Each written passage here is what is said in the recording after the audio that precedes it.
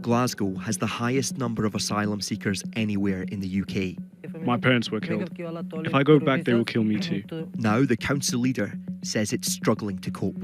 It is already fast becoming unsustainable. And some attitudes are changing in its communities. We have so many foreign people in our area. Now nobody knows anybody. On the streets of Glasgow, we've never before seen the Scottish flag used in this way before. I've been meeting people around this city to find out what comes next. Qasim is from Afghanistan, but he arrived in the UK on a small boat earlier this year. Today he's just been moved into this flat in Glasgow. There are no asylum hotels in this city. In what's meant to be a show of compassion, they're put into shared housing like this instead. Looks like I'll be sharing with 3 strangers, Qasim says, in this 2-bedroom apartment. The problem is there just isn't enough. This is a city that declared a housing emergency 2 years ago, and Glasgow is now, by quite some distance, host to the biggest population of asylum seekers in Britain. I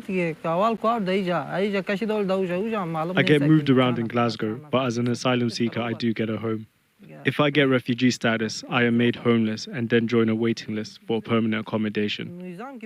There are so many refugees here now, it takes a long time. There are people in this country who would say that you should not be given a home here because you came to the UK on a small boat. There are political leaders saying that you should be detained and deported back to Afghanistan. I just heard about that. Well, I was 2 years old when the UK bombed my country and told us to help them fight the Taliban. My parents were killed. If I go back, they will kill me too. The legal routes to come here were all blocked. Going on a boat was a risk I had to take. Glasgow doesn't have asylum hotels, but it has inadvertently created these refugee hostels. If Qasim is allowed to stay here, he'll likely be moved to a place like this, temporary accommodation that's been filled up with the men, women and families who have been processed and given a legal right to live and work here in the UK. This happened after the Home Office began speeding up decisions, giving refugee status to asylum seekers without giving them anywhere to live.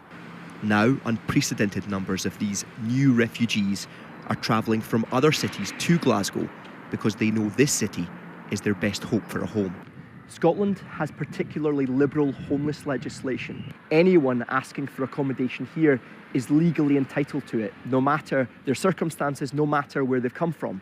And that is not the case in other parts of the UK. But it has made Glasgow a magnet. And with the influx of so many people in such a short period of time, more than half of this city's homeless accommodation is now being given to refugees. Almost all of the asylum seekers and refugees in Scotland are in Glasgow. Refugees are welcome here! That's because for decades the people and politicians here proudly promoted this place as the nation's only sanctuary city, a welcome home to all. But for the council, that conscience is now coming with a cost. What we're looking at is around a £90 million budget gap for Glasgow, and about £66 million of that is homelessness overspend. Is that exacerbated by the pressure that's been brought by refugees coming to Glasgow? It is significantly created by that pressure, by the pressure of the mass processing of people who are refugees already in the city, and then exacerbated by people travelling from other parts of the UK. So it's a bit of a perfect storm that we've got here. Glasgow has for years prided itself on being a sanctuary city, a dispersal Yes. city. Refugees are welcome here, is what we absolutely. hear again. As things stand, are you able to afford to continue to say refugees are welcome here? This is incredibly difficult to say. We are at the point where we are getting to having to say that. Now, that's not because we don't want to welcome refugees.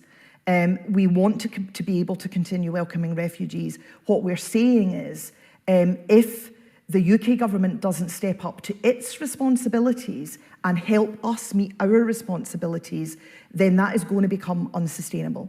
And it is already fast becoming unsustainable.